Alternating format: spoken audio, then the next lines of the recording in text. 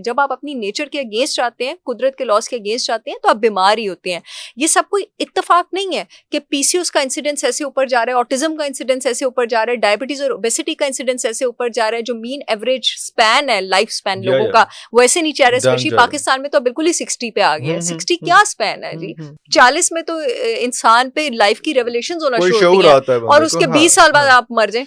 ठीक है, तो यही हमारा है ना। तो ये सारी चीजें क्योंकि हम नेचर के अगेंस्ट जा रहे हैं।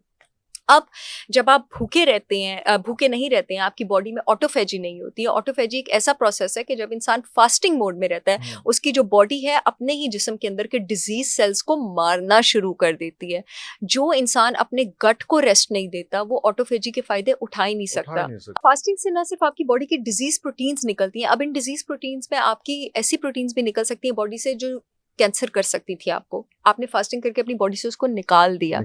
बल्कि आपके गट को भी रेस्ट मिलता है। हमारे यहाँ पे आई एम ग्लैड, मैंने भी बात की है, कुछ और डॉक्टर्स भी बात करते हैं, जिसकी वजह से अब गट हेल्थ पर लोगों का बहुत ज्यादा फोकस हो गया और अब लोगों को ये बात पता लग गई है कि आपकी 70% इम्यूनिटी आपकी गट से आती है और सारी बीमारियां भी शायद वहीं से शुरू होती हैं। अब आपकी गट ब्रेन एक्सिस पे बहुत ज्यादा बात होती है। मेरे पास, मैं आपको इरफान साहब उंगलियों पे गिन के नहीं बता सकती कितने सारे मिसडायग्नोज्ड केसेस हैं डिप्रेशन के, जो एक्चुअली गट के पेशेंट थे, जिनके गट के प्रॉब्लम्स ठीक करके हमने उनकी डिप्रेशन जो है उसका सारा प्रॉब्लम जो है वो ठीक किया।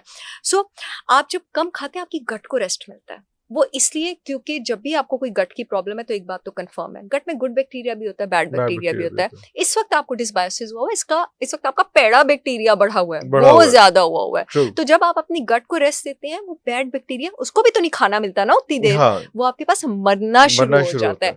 गट हीलिंग प्रोग्राम में जब मैं अपने पास, क्योंकि गट हील होना शुरू होने में कम से कम 90 दिन लगते हैं, 3 महीने, तो जब भी मेरे पास कोई पेशेंट एनरोल होता है गट हीलिंग के लिए, वो 60 दिन के लिए तो 6 महीने के लिए तो एनरोल होता है।